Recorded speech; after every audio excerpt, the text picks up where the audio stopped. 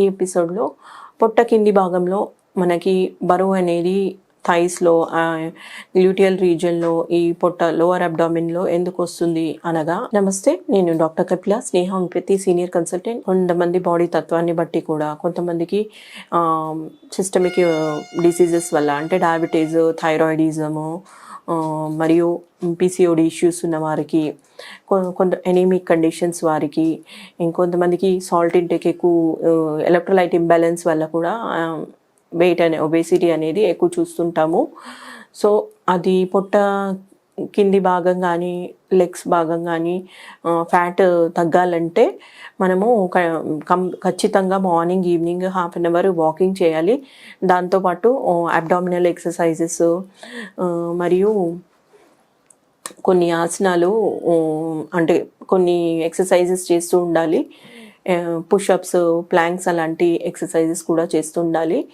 దాంతోపాటు ఆహార నియమాల్లో చూసుకున్నట్లయితే ప్రాసెస్ ఫుడ్, ఉప్పు తగ్గించడము, కొంచెం ఆయిలీ ఫుడ్ అవాయిడ్ చేయడం, ఫ్యాటీ ఫుడ్స్ కూడా అవాయిడ్ చేయడము చేస్తూ ఉండాలి.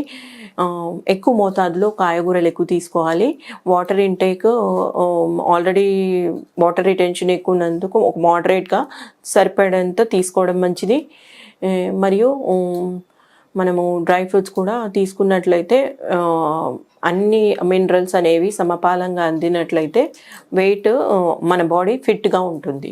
ఇంకా హోమియోపతి మందుల్లో ఒబేసిటీలో ట్రీట్మెంట్కి మనము చూసుకున్నట్లయితే calcarea carb, ఫైటోలకా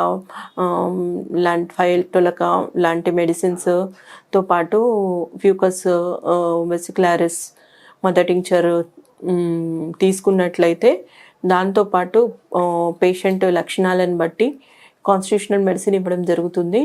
so ఒబేసిటీని exercise, diet, రెజీమ్తో పాటు హోమియోపతి మెడిసిన్స్తో తగ్గించవచ్చు. ధన్యవాదాలు.